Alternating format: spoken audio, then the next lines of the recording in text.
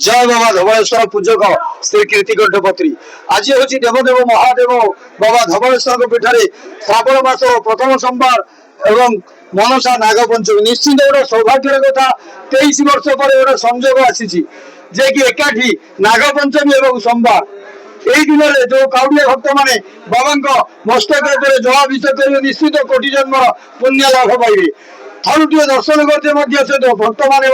बाबा आशीष लाभ करेंगे बाबा भोर प्रतिश्रु 4 घटिका समय जलपीठ नीति आरंभ होता सुभाषित जल बाबा को स्नान कर स्नान पर स्वल्प बेश कर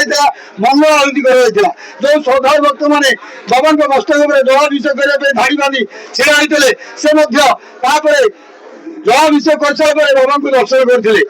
बाबा जे कि प्रिय वेश आज सोमवार मनसा पंचमी जे बड़ सिंहार वेश समग्र भारत ओडिशावासी को दर्शन देते बाबा धवलेश्वर होती डाकिया ओकला ठाकुर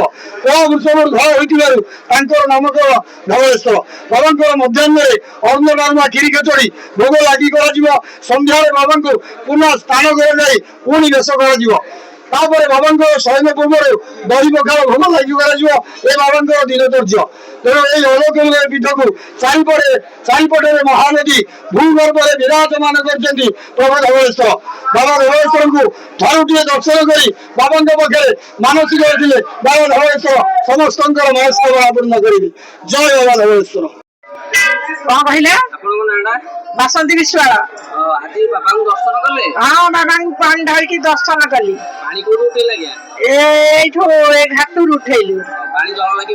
हाँ हाँ हाँ खुशी जल लगी कलु ठीक अच्छी सब ठीक अच्छी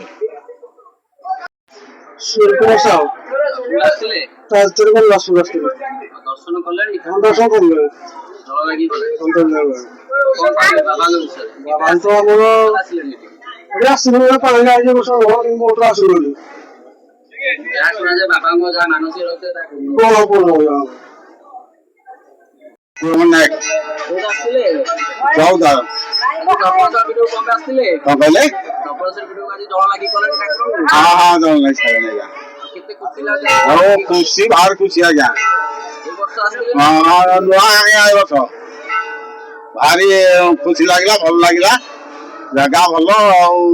ठाकुर भी भल सब कथा ठीक आज्ञा गाड़ी आसी हाँ आज्ञा चल चल के आसला मत धक्का पड़े आज्ञा हाँ हाँ आज्ञा भल दर्शन है प्रशासन ठीक अच्छा चलती ठीक भल दर्शन कर दिनेश्वर बारिया घर तालचेर जल लगी तो बाबा पाखे भल आज मान शांति श्रृंखला अच्छी घाट भी निर्मल अच्छी आमर जो प्रशासन से भी ठीक अच्छी ठाकुर पाखे दर्शन कर किसी असुविधा ना आज्ञा सब ठीक ठाक हम भल हम भल हो हाँ चलिए घाट रू